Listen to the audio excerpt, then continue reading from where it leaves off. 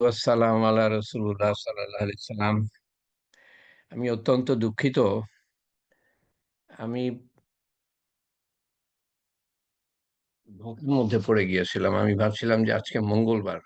একাধিকবার চিন্তা করেছি, না আজকে তো মঙ্গলবার, আজকে তো তালিম নাই। আমি প্রত্যেক দিনই এই জিনিসটা চিন্তা করি যে আজকে কোন বার, আজকে কোন বার।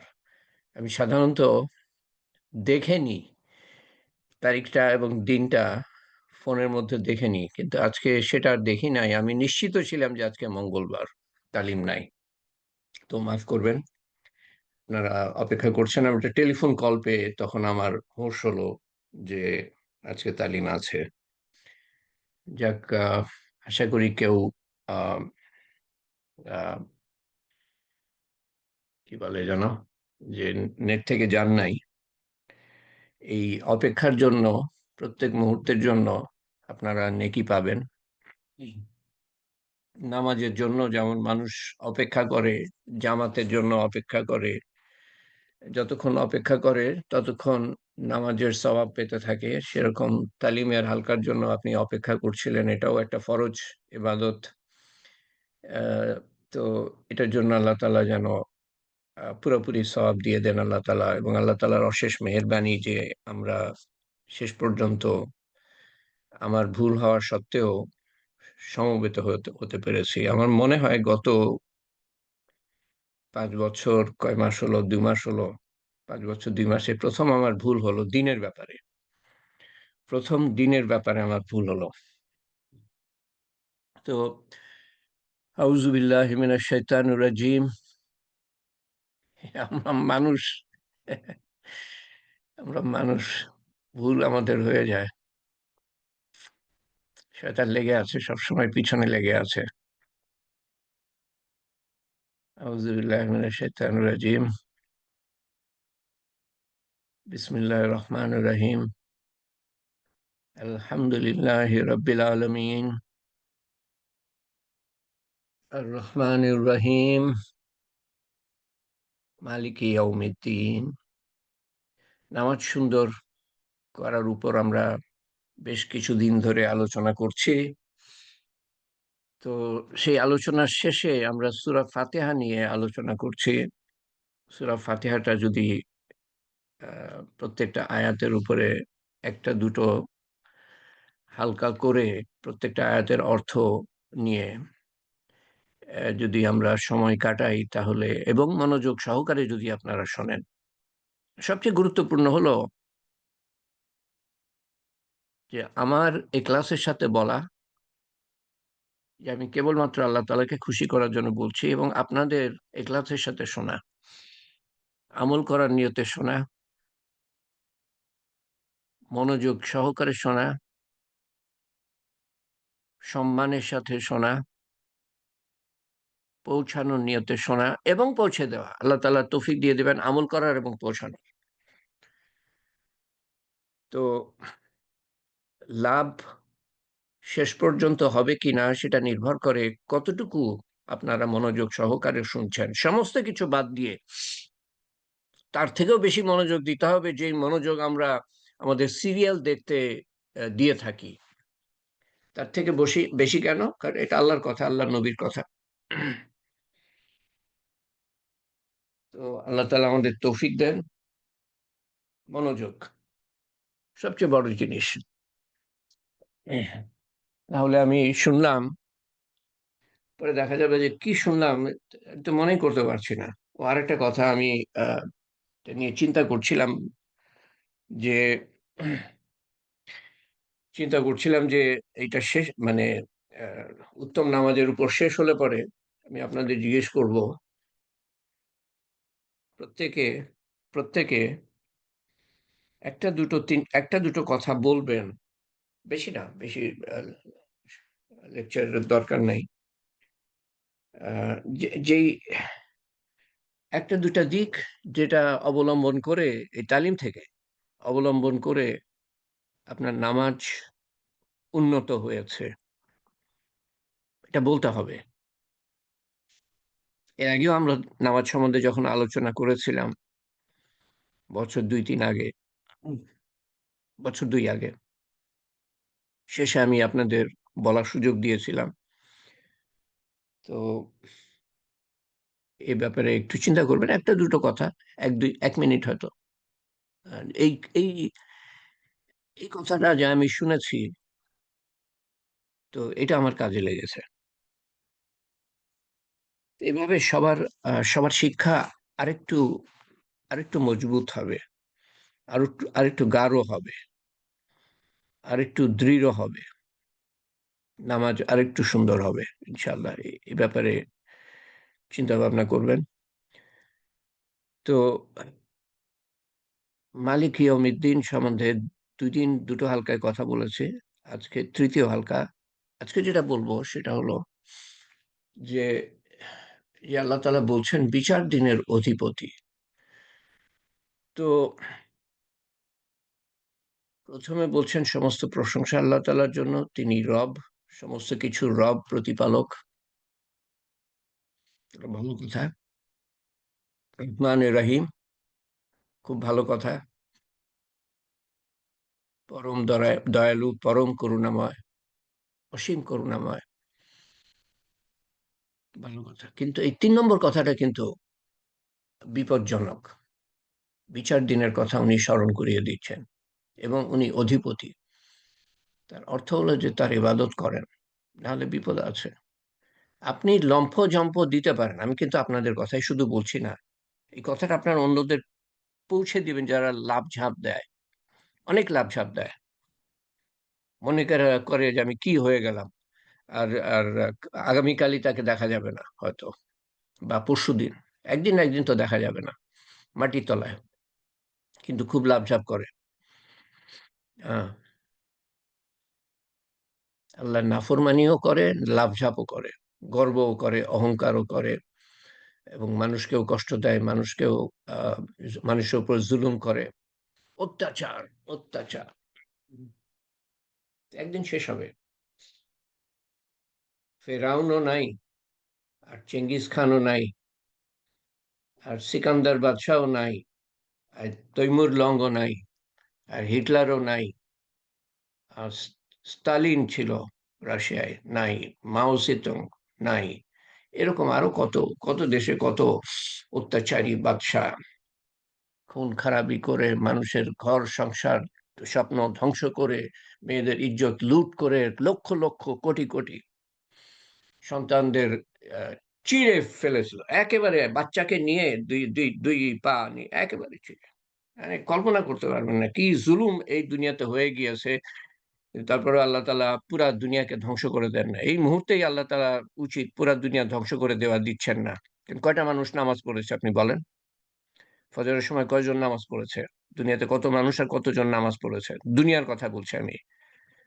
মুসলমানের কথাই ধরেন না কেন, কয়জন কয়জন নামাজ পড়েছে? ফজরের নামাজ, জোহরের নামাজ, আসরের নামাজ,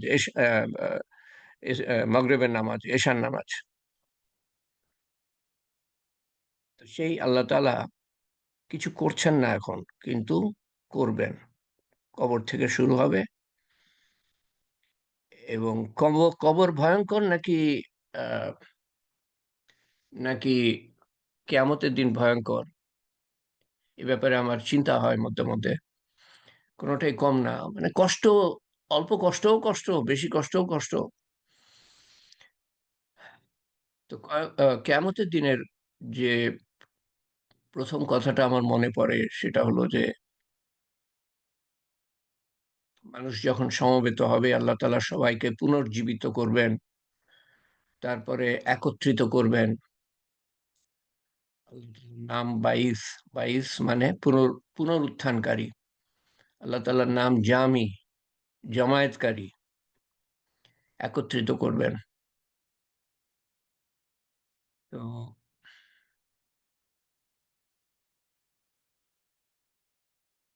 কঠিন অবস্থা।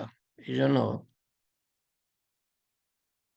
চিন্তা করছি যে কবরের আযাব বেশি কষ্টকর, ওই সাপের দংশন বেশি কষ্টকর, আর ফেরেশতার হাতুড়ি মারা যে বেশি কষ্টকর, হাতুড়ি, হাতুড়ির বাড়ি সহ্য করা যে বেশি কষ্টকর, নাকি সূর্য কিয়ামতের দিন আল্লাহ তাআলা অনেক কাছে আনবেন সেটা বেশি কষ্টকর, এটা আমি চিন্তা করছি।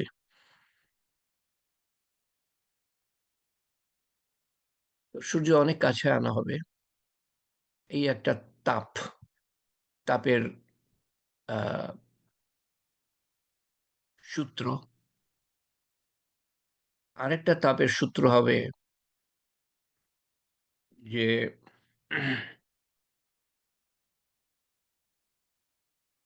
দোজখকে আল্লাহ তাআলা, আল্লাহর ফেরেশতা আল্লাহর হুকুমে ৭০,০০০ চেন, ৭০,০০০ চেন দিয়ে টেনে নিয়ে আসবে পৃথিবীর কাছাকাছি। মানুষ তো পৃথিবীতেই থাকবে, কিয়ামত তো পৃথিবীতেই হবে। আলেমরা বলেন, কোন আলেমরা বলেন যে আরাফাতের ময়দানে মানুষ সমবেত হবে।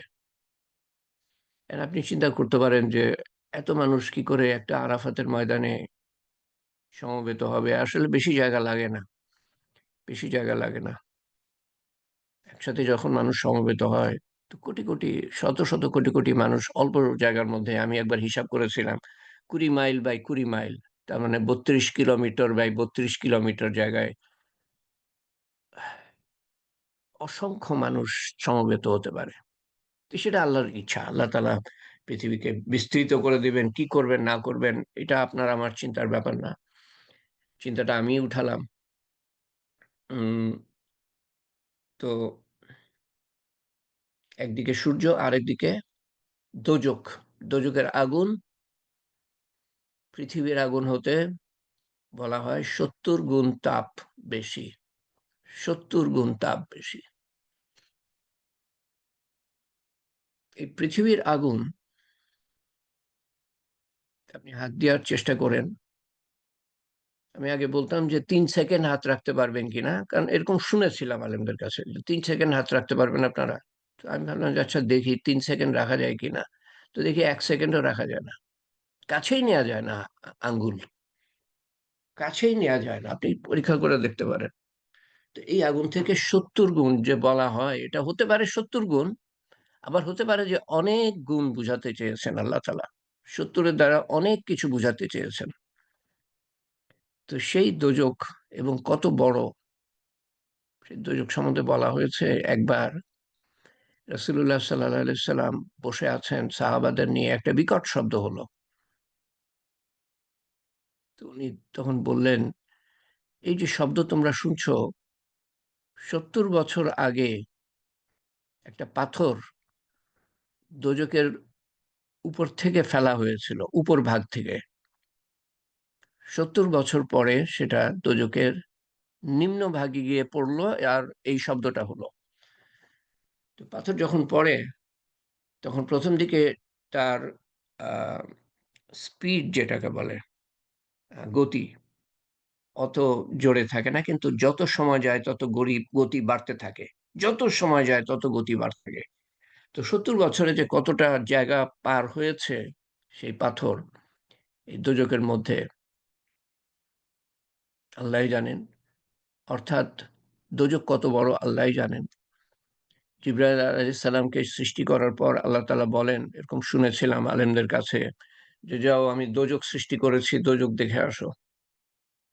তো জিবরাইল আলাইহিস সালাম, তার কোথাও পড়েছি ১০০টা ডানা, কোথাও পড়েছি ৬০০টা ডানা, আল্লাহই জানেন। তো উনি তীব্র বেগে যে ছুটতে পারেন, সে সম্বন্ধে আমরা জানি। আহ, তো উনি উঠতে উঠতে, দোজখের উপর দিয়ে উঠতে উঠতে উঠতে উঠতে উনি ক্লান্ত হয়ে যান। যেখানে ক্লান্ত হওয়ার কথা না, ফেরেশতাদের কোনো ক্লান্তি নাই। এসে বললেন যে মানে উনি শেষ করতে পারলেন না। তো কত বড় আল্লাহ তাআলাই জানেন। তো সেই দোজখকে ৭০,০০০ চেন দিয়ে ফেরেশতারা, বিকট শব্দ হবে, পৃথিবীর কাছে নিয়ে আসবেন। এবং এক জায়গায় পড়েছি, এক একটা চেন, ৭০,০০০ চেন তো, এক একটা চেন ৭০,০০০ ফেরেশতা ধরবে। চিন্তা করেন, ৭০,০০০ চেন, এক একটা চেন ৭০,০০০ ফেরেশতা ধরবে। যে বিকট শব্দ হবে, আলেমদের কাছে শুনেছি সেই বিকট শব্দে মানুষ এত ভীত হয়ে যাবে যে এমনকি নবীরা পর্যন্ত, আমি যেভাবে শুনেছি আলেমদের কাছে সেভাবে বলছি, নবীরা পর্যন্ত ইয়া নফসি ইয়া নফসি বলতে থাকবে। আমার কি হবে? নফস মানে আমি, আমি, আমার কি হবে? ইয়া নফসি। এবং এটাও বলতে শুনেছি যে ঈসা আলাইহিস সালাম বলবেন, আজকে তো আমি আমার মায়ের জন্য ফরিয়াদ করব না, সুপারিশ করব না। আমার মায়ের জন্য সুপারিশ করব না। কি ভয়ঙ্কর অবস্থা হলে নবীরা পর্যন্ত ইয়া নফসি ইয়া নফসি হতে পারে বা বলতে পারেন। আর আপনি আমি নিশ্চিন্ত মনে দুনিয়ার জীবন কাটাচ্ছি। কবরে কি আসছে সে সম্বন্ধে খবর নাই। কিয়ামতের দিন কি আসছে সে সম্বন্ধে খবর নাই। কি কঠিন অবস্থা! অবর্ণনীয়, অসহনীয়, অকল্পনীয়। একদিকে সূর্য আরেকদিকে দোজখ। সূর্য অনেক কাছে। অল্প কাছে আসলেই তো গরম হয়ে যায়। সূর্য যখন অল্প কাছে হয়ে যায়, কাছে আসে না, পৃথিবী সূর্যের কাছে চলে যায়। পৃথিবীর চারিদিকে ঘুরছে না সূর্যের চারিদিকে? তো চ্যাপ্টা আকারে ঘোরে, গোল আকারে না। একেবারে গোল আকারে ঘুরলে সারা বছর একই ধরনের এক জায়গায় একই ধরনের আবহাওয়া হতো। একই তাপমাত্রা থাকতো একেক জায়গায়। আল্লাহ তাআলা এটাকে চ্যাপ্টা করে দিয়েছেন। ঘুরে কিন্তু গোলাকার না। এই যে পৃথিবীর কক্ষপথ সূর্যের চারিদিকে একেবারে গোলাকার না। তো এইজন্য শীত হয় যখন একটু দূরে চলে যায় সূর্য পৃথিবীর থেকে, বা পৃথিবীর সূর্য থেকে দূরে চলে যায় তখন শীত হয়। আবার যখন একটু কাছে চলে আসে, একটু, খুব বেশি না কিন্তু, একটু কাছে চলে আসে তখন গ্রীষ্ম হয়। সূর্য থাকবে খুব কাছে। কি অবস্থা হবে তখন? একদিক দিয়ে, আর একদিক দিয়ে দোজখকে দেখানো হবে।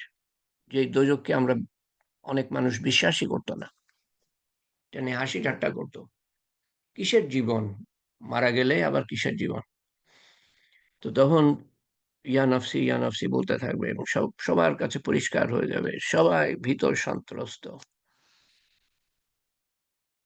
ভীত সন্ত্রস্ত মানে কি? এই ভীত সন্ত্রস্ত যে দুনিয়াতে হই আমরা সেটা কিছুই না। দুনিয়ার বিপদ আপদে, দুনিয়ার দুঃখে কষ্টে, দুনিয়ার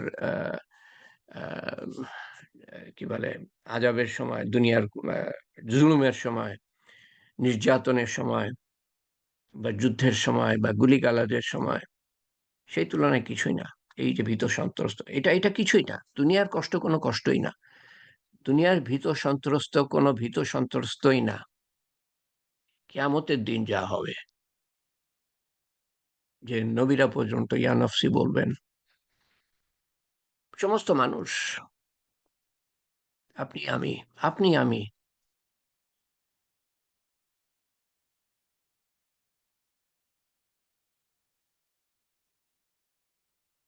একটু চিন্তা করা দরকার। শোনার পরে একটু চিন্তা যদি না করি না, মনে বসবে না। এবং প্রত্যেকদিন চিন্তা করা দরকার। কবর সম্বন্ধে আমরা শুনি তো ব্যাস শুনি, তারপরে একদিকে শুনি আরেক দিকে বের হয়ে যায়। এক আল্লাহর ওলি ছিলেন, উনি উনার উঠানে উঠানে কবর খনন করেছিলেন, কবর খনন করেছিলেন। এবং সেখানে গিয়ে প্রত্যেক দিন ঘন্টাখানিক মতো শুয়ে থাকতেন ওখানে, চিন্তা করতেন কবরের জীবন সম্বন্ধে। এটা হলো মৃত্যু চিন্তা। তো সবাই ইয়ানফসি ইয়ানফসি করছে। তার মধ্যে আল্লাহ তাআলা একজনকে তৌফিক দিবেন। একজন বলবে, ইয়া রাব্বি উম্মতি, ইয়া রাব্বি উম্মতি। এই শত শত বা হাজার হাজার কোটি কোটি মানুষ, প্রথম থেকে শেষ পর্যন্ত যারা জন্মেছে, ইয়ানফসি ইয়ানফসি করছে, এর মধ্যে একজনের আওয়াজ কি শোনা যাবে নাকি? একজনের আওয়াজ তো শুনতে শুনতে পাওয়ার কথা না, কিন্তু আল্লাহ তাআলা আমাদের সেই সমস্ত মানুষের জন্য তৌফিক করে দিবেন, সমস্ত মানুষের জন্য ব্যবস্থা করে দিবেন, সেই একটা আওয়াজ সবার কানে পৌঁছে দিবেন, যিনি ইয়া রাব্বি উম্মতি বলছেন, তার আওয়াজ সবার কাছে পৌঁছে দিবেন,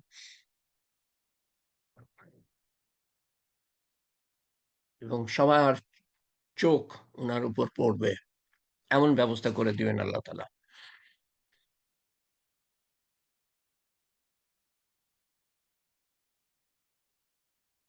এবং সবাই দেখতে পাবে, এবং সবাই চিনতে পারবে, বুঝতে পারবে এটা হলো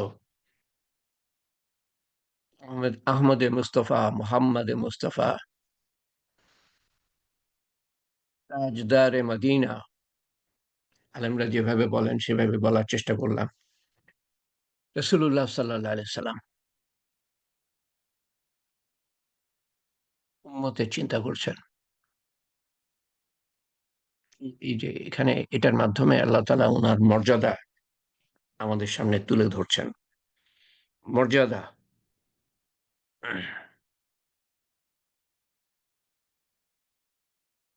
সেই দিন আল্লাহর গোস্বা, রাগ, চিল্লাচিল্লি করবেন না। আমরা তো রেগে গেলে চিল্লাচিল্লি করি, তখন মানুষ বুঝতে পারে যে আমরা রেগে গিয়েছি, বা চেহারার দিকে তাকালে। আল্লাহর চেহারা তখনও দেখতে পাবে না। আল্লাহর চেহারা আমাদের চেহারা, বা চেহারা বলতে যেটা বুঝাই সেটা না, তবে কিছু একটা, যা আমরা যখন আল্লাহকে দেখব, আশা করি দেখব ফেরেশতে, তখন বুঝতে পারবো। তো আল্লাহর গোস্বা কিয়ামতের দিন। এই যে এত অত্যাচার, অনাচার পৃথিবীতে হয়েছে শুরু থেকে নিয়ে, প্রথম অত্যাচার হয়েছে আদম আলাইহিস সালামের সন্তান কাবিল, আদম আলাইহিস সালামের সন্তান হাবিলকে হত্যা করে। এই প্রথম অত্যাচার। এরপর থেকে যে কত ধরনের কত অত্যাচার, কোটি কোটি মানুষ মেরেছে এরকম তৈমুর, না, চেঙ্গিস খান 4 কোটি। তখনকার দিনের পৃথিবীর বেশ বড় অঙ্কে সংখ্যার মানুষকে হত্যা করেছে তৈমুর। তার আগে সিকান্দার, আলেকজান্ডার, তার আগে আর কি, আরো কত আছে। আহ, হিটলারের কারণে তো 70-80, 7-8 কোটি, 125 কোটি, 125 কোটি দ্বিতীয় বিশ্বযুদ্ধে 125 কোটি মানুষ মারা যায়।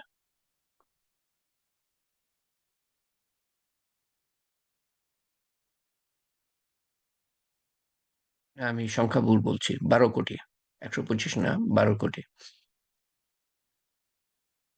12.5 কোটি। বাংলাদেশের মানুষের 3 ভাগের 2 ভাগ। তো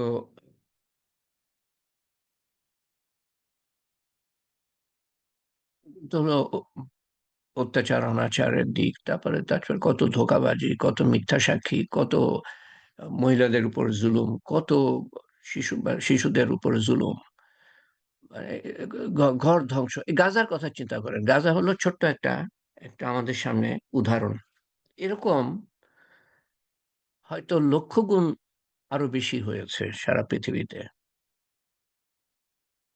সমস্ত কিছু মেনে লক্ষ গুণ হবে না কোটি কোটি গুণ হবে, সেটা তো আমি সঠিক বলতে পারবো না। কিন্তু এই যে চোখের সামনে আপনারা দেখছেন, বা হয়তো দেখছেন না, খেয়ালও করেন না হয়তো, যেহেতু আমার আমার বাড়ি না, আমার ঘর না, আমার ভাই না, আমার বোন না, যদিও আমার ভাই, যদিও আমার বোন, যদি খেয়াল করে থাকেন, কিছুটা হয়তো খেয়াল করেছেন, নিশ্চয়ই সবাই খেয়াল করেছেন কিছুটা হলেও, ধ্বংসস্তূপ। এরকম আপনি মনে করেন যে কোটি গুণ বেশি যদি ধ্বংসস্তূপ হয়ে গিয়ে থাকে, তো কোটি কোটি জায়গায়, তার থেকেও বেশি হয়তো পৃথিবীর প্রথম থেকে নিয়ে শেষ পর্যন্ত মানুষ অন্যায়, অত্যাচার, নির্যাতন, নিষ্পেষণ করেছে। মিথ্যাচারিতা, আল্লাহর ইবাদত না করা, আল্লাহর প্রতি দায়িত্ব, মানুষের প্রতি দায়িত্ব পালন করে নাই। তারপরে আল্লাহর নিষেধ সেগুলা করেছে, আল্লাহর হুকুম সেগুলো পালন করে নাই। সমস্ত কিছুর কারণে এই সব সব অন্যায় অত্যাচার বলতে গেলেই কয়েকটা তালিমের হালকা লাগবে। তো সবকিছুর কারণে আল্লাহ তাআলার গোস্সা, ওই রাগটা। এখন তো আল্লাহ তাআলা মেহেরবান আছেন, তো আছেন, খাওয়াচ্ছেন, পড়াচ্ছেন, আ যা দেয়ার দিচ্ছেন।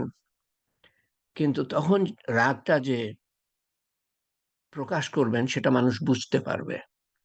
আল্লাহর গোস্সা। একদিকে সূর্য, একদিকে দোজখ এর দৃশ্য। সূর্য কাছে, দোজখের দৃশ্য, দোজখও কাছে। তারপর আরেকদিকে আল্লাহর গোস্সা। ৩ দিকে ৩ টা মারাত্মক, অবর্ণনীয়, অকল্পনীয়, অসহনীয় আযাব। এভাবে কতদিন চলবে আল্লাহই জানেন। একসময় এই মুহাম্মদুর রাসূলুল্লাহ সাল্লাল্লাহু আলাইহি সাল্লাম, না, মানুষ তখন করবে কি? মানুষ তখন হুম, মানুষ তখন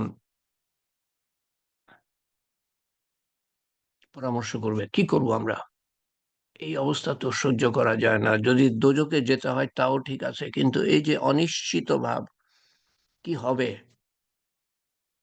এটা তো অসহনীয়। যেমন মানুষের শাস্তি হবে কি হবে না, বা মৃত্যুদণ্ড হবে কি হবে না, বা রেজাল্ট বের হবে কি হবে না, যেকোনো অনিশ্চয়তা আমরা সহ্য করতে পারি না। তো মানুষ অসহনীয় হয়ে একে অপরের সাথে পরামর্শ করবে। সবাই একে অপরের সাথে বলাবলি করে ঠিক করবে যে আদম আলাইহিস সালামের কাছে যাই। উনি ১ম আল্লাহর আ সৃষ্টি, ১ম মানুষ, আমাদের পিতা। উনাকে আমরা বলি যে এই অবস্থা যাতে, অবস্থার নিরসন বলে মনে হয় বাংলায়। এটার যাতে অ্যা পরিসমাপ্তি হয়, এটার জন্য আপনি ফরিয়াদ করেন আল্লাহ তাআলার কাছে। আমাদের বিচার কাজ হোক, দোজখে যেতে হলে সেটাই ঠিক আছে। কিন্তু অনিশ্চয়তা সহ্য হচ্ছে না। অবস্থার যেন পরিসমাপ্তি হয়। তো সবাই আদম আলাইহিস সালামের কাছে যাবে। আদম আলাইহিস সালাম শুনে বলবেন যে, "না, আমি তো আল্লাহ তাআলার সামনে আজকে দাঁড়াতে পারব না। আল্লাহ তাআলা একটা হুকুম দিয়েছিলেন, একটাই হুকুম দিয়েছিলেন আমাকে, সেটাই আমি পালন করতে পারি নাই। সেই নিষিদ্ধ ফল, সেই নিষিদ্ধ গাছের কাছে আমি গিয়েছিলাম। গাছের কাছে যেও না, সেটাই আল্লাহ তাআলা বলেছিলেন। গাছের কাছে যেও না। ফল খাওয়া তো দূরের কথা। তো সেটা আমি মানতে পারি নাই। আমি আল্লাহর সামনে দাঁড়াতে পারব না। তোমরা নূহ আলাইহিস সালামের কাছে যাও।" নূহ আলাইহিস সালামের কাছে যাবেন। উনি উনি কি যেন বলবেন? উনি কি যেন বলবেন আমার মনে পড়ছে না এই মুহূর্তে। উনি বলবেন যে, "তোমরা অমুকের কাছে যাও, ইব্রাহিমের কাছে যাও, অমুকের কাছে যাও, অমুকের কাছে যাও।" এভাবে প্রত্যেক নবী একটা না একটা অজুহাত দিবেন। ইব্রাহিম আলাইহিস সালাম সম্ভবত বলবেন যে, "আমি জীবনে ৩ টে মিথ্যা কথা বলেছিলাম।" যদিও সেটার পিছনে কারণ ছিল, যুক্তি ছিল। যেমন জান বাঁচানো ফরজ। একটা মিথ্যা কথা উনি বলেছিলেন জান বাঁচানোর জন্য। এরকম আরো ২ টো মিথ্যা কথা বলেছিলেন। তো উনি বললেন, "না, আমি তো দাঁড়াতে পারব না আল্লাহ তাআলার সামনে।" ঈসা আলাইহিস সালামের কাছে যাবেন পরিশেষে। অন আম ইয়ে মধ্যে কি বলে ইয়ের কথা বাদ গেল। অনেকের কথাই বাদ গেল। কিন্তু বিশিষ্টর মধ্যে আ মুসা আলাইহিস সালাম উনি বলবেন যে, "না, আমি এক থাপ্পড়ে একটা মানুষকে মেরে ফেলেছিলাম। আমি তো আল্লাহর সামনে দাঁড়াতে পারব না।" শেষে ঈসা আলাইহিস সালামের কাছে যাবেন। তো উনি বলবেন যে, "না, আমি" হ্যাঁ, যে আল্লাহর রূহ বলা হয় উনাকে। আমাদের সবার মধ্যেই রূহ জিনিসটা আছে, যেটা আল্লাহর হুকুম। রূহ কি? কোরআন শরীফে আল্লাহ তাআলা বলেন, রূহ হলো আল্লাহর হুকুম। কেউ যদি আপনাকে জিজ্ঞেস করে যে রূহ কি? রূহ হলো আল্লাহর হুকুম। তো যেহেতু উনি পিতা ছাড়া, মায়ের মায়ের পেট থেকে বেরিয়েছেন কিন্তু পিতা ছাড়া, এবং ওনার মায়ের পেটে রূহ ফুঁকে দেওয়া হয়েছিল। সবার সবার মায়ের পেটেই রূহ ফুঁকে দেওয়া হয়, না আসলে ওনার মায়ের পেটে না, রুটা ফুঁকে দেওয়া হয় ওই ওনার মায়ের আস্তিনটা টেনে জিবরাইল আলাইহিস সালাম ফু দেন আল্লাহর তরফ থেকে, এবং সাথে সাথে বিবি মরিয়ম গর্ভবতী হয়ে যান। এই জন্য বলা হয় উনি আল্লাহর রূহ। তো ওনার বিশেষ মর্যাদা আছে। মৃতদেরকে জিন্দা করেছেন আল্লাহর হুকুমে, অসুস্থ ব্যক্তিদেরকে, কুষ্ঠ রোগীদেরকে সুস্থ করেছেন, পানির উপর হেঁটেছেন, ইত্যাদি ইত্যাদি অনেক ওনার ওনার মজেজা বা মিরাকল, অলৌকিকতা উনি দেখিয়েছেন অসুস্থদের সুস্থ করতে পারতেন অলৌকিকভাবে। তো উনি সবাই মনে করবে যে হ্যাঁ উনার কথা তো শুনবেন আল্লাহ তাআলা, তো উনি বলবেন যে না আমি আল্লাহর সামনে দাঁড়াতে পারবো না, আমি যাওয়ার আমার মানুষ বলতো আমি আল্লাহর সন্তান, আমি তো আমার চেহারা দেখাতে পারবো না আল্লাহ তাআলার কাছে। উনি সমস্ত কিছুর ঊর্ধ্বে, আল্লাহ তাআলা সমস্ত কিছুর থেকে পবিত্র। তো কিন্তু মানুষ বলেছে আমি আল্লাহর সন্তান, নাউজুবিল্লাহ, আমি কিভাবে আল্লাহর সামনে দাঁড়াবো? তবে হ্যাঁ আমি জানি কার কথা তিনি শুনবেন, কার ফরিয়াদ তিনি মানবেন। তার কাছে যাও। কে? তো মানুষ তার কাছে যাবে, রাসূলুল্লাহ সাল্লাল্লাহু আলাইহি সাল্লাম। সবাই যখন ওনার কাছে ফরিয়াদ করবেন উনি বলবেন যে হ্যাঁ আমি আমি পারবো, আমি ফরিয়াদ করতে পারবো। আবার আল্লাহ তাআলা উনার মর্যাদা আমাদের সামনে, সবার সামনে এবং আমাদের সামনে পরিষ্কার করে দিচ্ছেন। এতজনের কাছে যাওয়ার দরকার ছিল না আসলে। আদম আলাইহিস সালামই বলে দিতে পারতেন, ওই মোহাম্মদ সাল্লাল্লাহু আলাইহি ওয়াসাল্লামের কাছে যাও। কিন্তু আল্লাহ তাআলা এই একজনের কাছে থেকে আরেকজন এইটা করালেন, যাতে করে যে রাসূলুল্লাহ সাল্লাল্লাহু আলাইহি সাল্লাম যে শ্রেষ্ঠ নবী সেটা সেটা বোঝাবার জন্য সবাইকে। তো উনি আল্লাহ তাআলার সামনে সিজদা করে এমন ভাবে প্রশংসা করবেন আল্লাহ তাআলার। উনি বলেন যে, "আমি এখন জানি না আমি কি বলবো?" তখন আল্লাহ তাআলা আমার মনের মধ্যে ঢুকিয়ে দিবেন।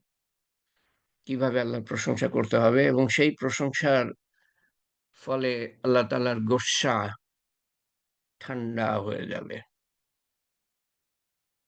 বলেন আপনি কি ফরিয়াদ করতে চান তা মানা হবে। কি আবেদন করতে চান তা শোনা হবে। কি সুপারিশ করতে চান তা শ্রবণ করা হবে। এই ধরনের আল্লাহ তাআলা কিছু বলবেন। তখন রাসূলুল্লাহ সাল্লাল্লাহু আলাইহি ওয়াসাল্লামের অনুরোধে আল্লাহ তাআলা বিচার কাজ শুরু করবেন।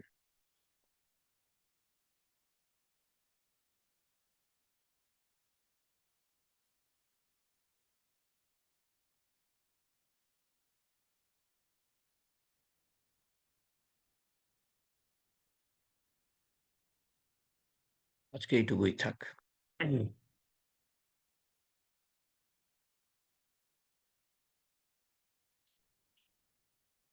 আল্লাহুম্মা আমিন। আল্লাহ তাআলা আমাদেরকে রক্ষা করেন। ঠিক সে আখিরাতের প্রত্যেকটা ঘাটই কিন্তু আমার কাছে মনে হয় একটার থেকে একটা আরো কঠিন। তো সেই কবর থেকে নিয়ে, মৃত্যুর সময় থেকে নিয়ে, কবর, হাসরের ময়দান, তারপরে সেই ময়দানে যে দাঁড়িপাল্লা বসানো হবে, একটা সময় যখন মানুষ সবাই সবাই মুক্তক অনিশ্চয়তার মধ্যে থাকবে যে আমার নেকির পাল্লা ভালো ভালো ভারী হবে নাকি আমার গুনার পাল্লা ভারী হবে। তারপরে পুলসিরাত পাড়ি দেওয়া, দোজখের উপর দিয়ে পাড়ি দেওয়া, একটার থেকে আরেকটা ঘাঁটি আরো কঠিন। তো এগুলো আমাদের মনে দাগ কাটা উচিত। দাগ কাটবে তখনই যখন বছরে একবার না, প্রায় আমরা শুনবো এগুলোর সম্বন্ধে। এবং রাসূলুল্লাহ সাল্লাল্লাহু আলাইহি সাল্লাম এই আখিরাতের কথা এত বেশি বলেছেন সাহাবাদের, যে কোনো সাহাবা বলতেন যে এখন যদি সব পর্দা আমাদের সামনে থেকে সরিয়ে নেওয়া হয়, তা আমার ঈমান কিছুমাত্র বাড়বে না। আশা করি বুঝতে পারছেন কি গভীর কথা। সমস্ত পর্দা, আখিরাত তো আমরা দেখতে পাই না। সমস্ত পর্দা যদি সরিয়ে নেওয়া হয় তো আমার ঈমান কিছুমাত্র বাড়বে না। এমন পর্যায়ে আছে যে কিছুমাত্র বাড়বে না।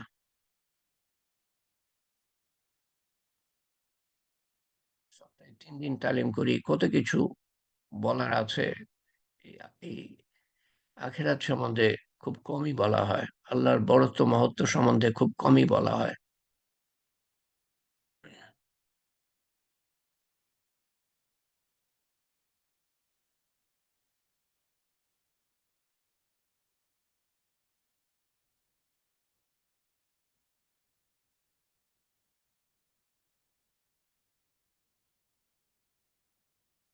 এটাই জিলহজ। আজকে হলো ৮ই জিলহজ। কালকে ৯ তারিখ। ৯ তারিখ একটা দিন রোজা রাখবেন। এই কয়দিন রেখে থাকেন আর না থাকেন, ৯ তারিখ রোজা রাখবেন। পূর্বের ১ বছরের গুনাহ আল্লাহ তাআলা মাফ করবেন। সামনের ১ বছরের গুনাহ আল্লাহ তাআলা মাফ করবেন। এবং ৯ তারিখ ফজর থেকে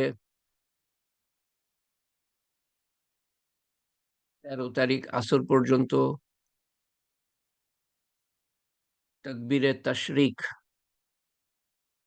একবার পড়া ওয়াজিব, ৩ বার পড়া সুন্নত। প্রত্যেক ফরজ নামাজের পরে। এটা পোস্ট করেছি আমি তালিম হালকায়। তালিম হালকায় পোস্ট করেছি। দেখে নিবেন। আল্লাহু আকবার, আল্লাহু আকবার, লা ইলাহা ইল্লাল্লাহু ওয়াল্লাহু আকবার, আল্লাহু আকবার, ওয়ালিল্লাহিল হামদ। আল্লাহু আকবার, আল্লাহু আকবার, লা ইলাহা ইল্লাল্লাহু ওয়াল্লাহু আকবার, আল্লাহু আকবার, ওয়ালিল্লাহিল হামদ। তালিম হালকার বানানটা লিখে দিয়েছি চ্যাট বক্সে। নাসরিন বেগম যদি থেকে থাকে তো লিঙ্কটা দিয়ে দিতে পারো, নাসরিন বেগম। আবারও, যদি আপনি সদস্যা মেম্বার না হয়ে থাকেন তো এই লিঙ্কে প্রেস করলে নাসরিন বেগম দিয়ে দিবে। আপনার রিকোয়েস্ট, অনুরোধটা চলে যাবে। অনুরোধ গেলে পরে, আসলে পরে আমরা তখন সদস্য করে নিতে পারবো, না হলে পারবো না। কিভাবে করব? আমি তো জানি না যে কে সদস্য কে সদস্য না। তো সেখানে এই আল্লাহু আকবার, আল্লাহু আকবার আরবিতে আছে, বাংলায় আছে, অর্থ আছে। একবার পড়া ওয়াজিব, ৩ বার পড়া সুন্নত। ৯ তারিখ ফজর থেকে ১৩ তারিখ আসর পর্যন্ত একাকী যারা নামাজ পড়েন তাদের জন্য মনে রাখা মুশকিল। যেহেতু অন্য সময় পড়া লাগে না, সেহেতু অভ্যস্ত না আমরা। যখনই মনে পড়ে পড়ে নিবেন। নাহলে ওয়াজিব মানে হলো ওয়াজিব যদি আপনি পালন না করেন তাহলে গুনাহগার থাকবেন। তো যখনই মনে পড়ে তখনই পড়ে নিবেন। এই যে আল্লাহুম্মা সাল্লি আলা সাইয়্যিদিনা মুহাম্মাদ জাযাল্লাহু আন্না মুহাম্মাদান সাল্লাল্লাহু আলাইহি ওয়াসাল্লাম মা'াহু ওয়া আহলুহু সুবহানা রাব্বিয়াল আলিয়্যিল আ'লাল ওয়াহ্হাব সুবহানাল্লাহি ওয়া বিহামদিহি আদাদা খালকিহি ওয়া রিজা নাফসিহি ওয়া জিনাতা আরশিহি ওয়া মিদাদা কালিমাতিহি।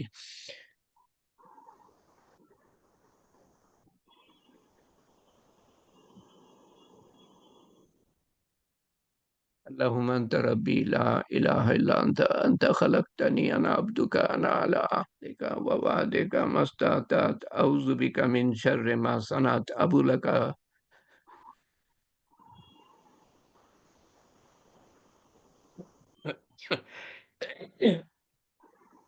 أبو لك بنعمتك علي أبو لك بذنبه فاغفر لي فإنه لا يغفر الذنوب إلا أنت ربنا آتنا في الدنيا حسنة وفي الآخرة حسنة وقنا عذاب النار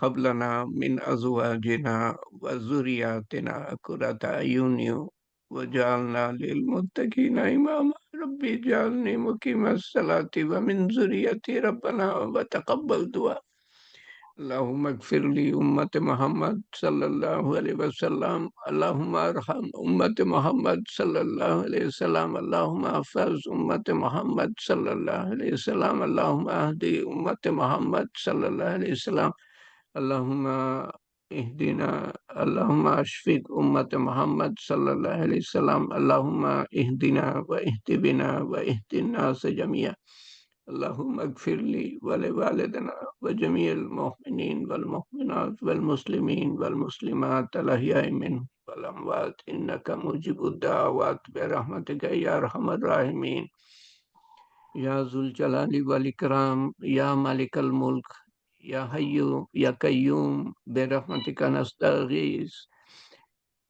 يا فاطر السماوات والأرض أنت ولي في الدنيا والآخرة يا فاطر السماوات والأرض أنت ولي في الدنيا والآخرة يا فاطر السماوات والأرض أنت ولي في الدنيا والآخرة لا إله إلا أنت سبحانك إني كنت من الظالمين لا إله إلا أنت سبحانك إنا كنا من الظالمين وإلهكم إله واحد لا إله إلا هو الرحمن الرحيم হে পাক পরবর্দিগার হে পাক পরবর্দিগার তুমি অশেষ মেহেরবান তাই আমরা এখানে সমবেত তুমি মেহেরবানি করে আমাদের সুযোগ করে দিয়েছো তৌফিক দিয়েছো সমবেত হওয়ার তোমার কিছু কথা তোমার হাবিব সাল্লাল্লাহু আলাইহি সাল্লামের কিছু কথা শোনার তোমাকে জানার তোমাকে চেনার তোমার হাবিব সাল্লাল্লাহু আলাইহি সাল্লামকে জানার ও চেনার তৌফিক করে দিয়েছো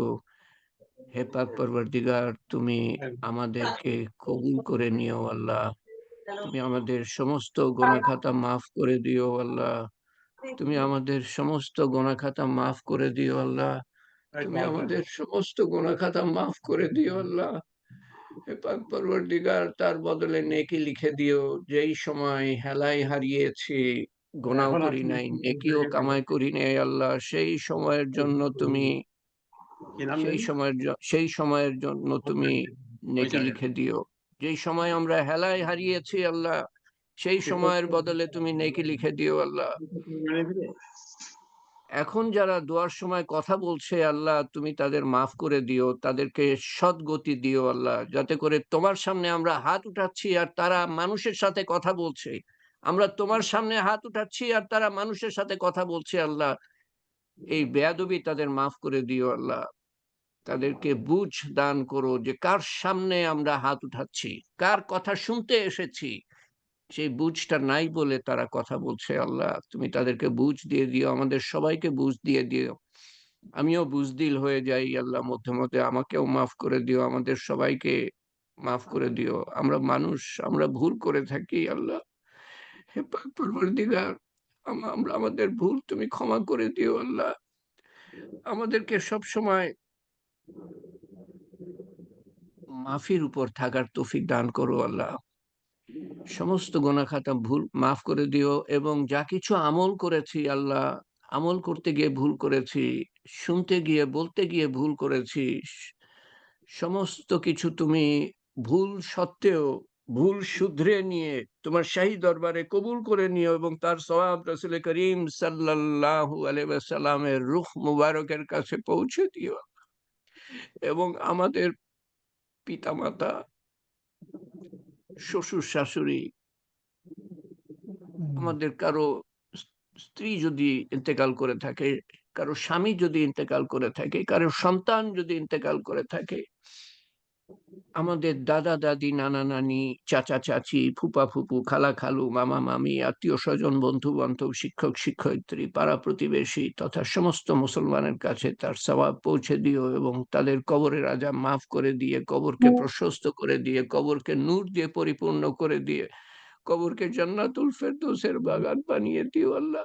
এবং আমরাও যখন কবরে যাব আগামীকাল, আমাদের সন্তানরা পরশুদিন কবরে যাবে, আমাদের আত্মীয় স্বজনরা কবরে যাবে, দেশবাসী কবরে যাবে, সমস্ত মুসলমান কবরে যাবে, সবাই কবরে যাবে। শেষ মানুষটা, ভবিষ্যৎ বংশধর এবং শেষ শিশুটা কবরে যাবে, মৃত্যুবরণ করবে। সবার কবরের আযাব মাফ করে দিও আল্লাহ, হেদায়েত দিয়ে, পৃথিবীতে হেদায়েত দিয়ে, ঈমান ও আমলের তৌফিক দিয়ে, যাতে করে তুমি সবার কবরের জীবন সুন্দর করে দিতে পারো, তোমার উত্তম ব্যবহার দেখাতে পারো। কবরের মতো কঠিন জায়গায় সেরকম আমল করার তৌফিক দান করো, এবং আখেরাতের কিয়ামতের ঘাটিতে তুমি কিয়ামতের অবর্ণনীয়, অসহনীয়, অকল্পনীয় কষ্টের মধ্যে আমাদের তুমি নিশ্চিন্ত মনে রেখো আল্লাহ। হে পাক পরবর্তীগার, আমাদেরকে রক্ষা করে রেখো আল্লাহ। কিয়ামতের দিবস কঠিন দিবস, আমল নামা তোমার আরশের ছায়ায় আমাদেরকে রেখো এবং আমল নামা ডান হাতে দিও আল্লাহ। হে পাক পরবর্তীগার, দিন থেকে কঠিন দিন আসছে আমাদের সামনে, আর আমরা বেখেয়াল, আমরা বেমালুম ভুলে আছি।